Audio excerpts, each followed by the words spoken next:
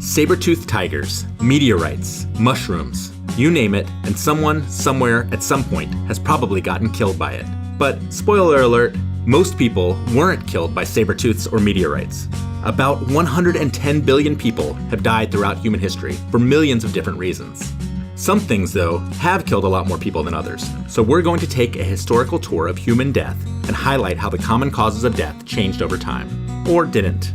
Hi, I'm David, and this is Minute Earth.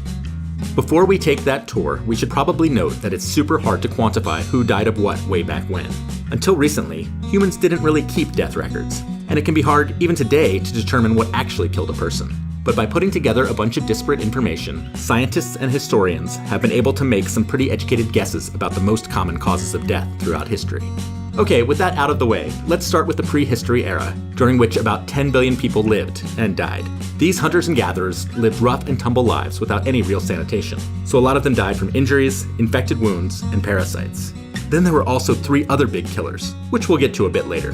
Next was the agricultural era, during which another 60 billion-ish people lived and died. Living with livestock caused deaths from animal-borne diseases like smallpox and tuberculosis, and reliance on crops caused deaths from mass starvation when the crops failed.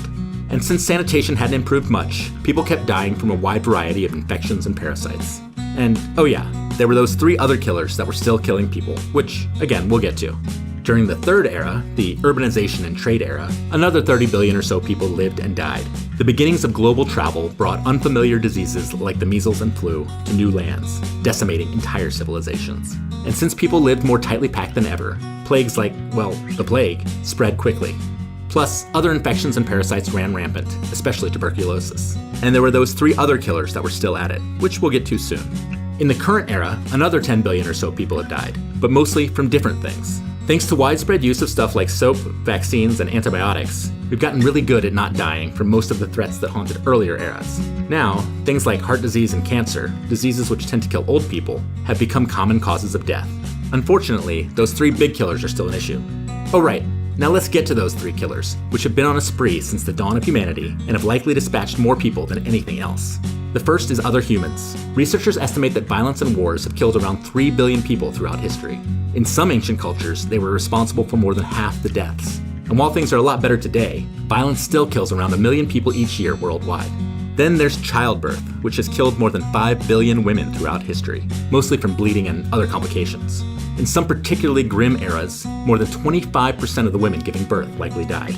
Nowadays, because many babies are born in modern hospitals under trained supervision, far fewer women die during childbirth, but the number is still shockingly high, around 300,000 each year.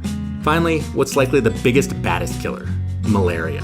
We know from ancient writings and anti-malarial adaptations deep in the human genome that malaria has been killing people since day one. Advances in prevention and treatments have brought the death rate way down, but the disease still causes more than 500,000 deaths each year. By some estimates, over the course of history, the malaria parasite has killed more than 10 billion people.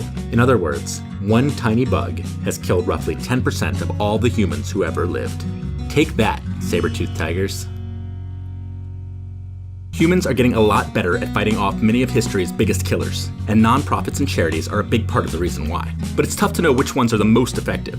That's where GiveWell comes in. They spend tens of thousands of hours each year evaluating charities so they can direct funding to the ones with the highest impact. This year, 2 of its top picks are organizations that fight malaria. One provides anti-malarial medication for kids, and the other provides bed nets to keep the mosquitoes away.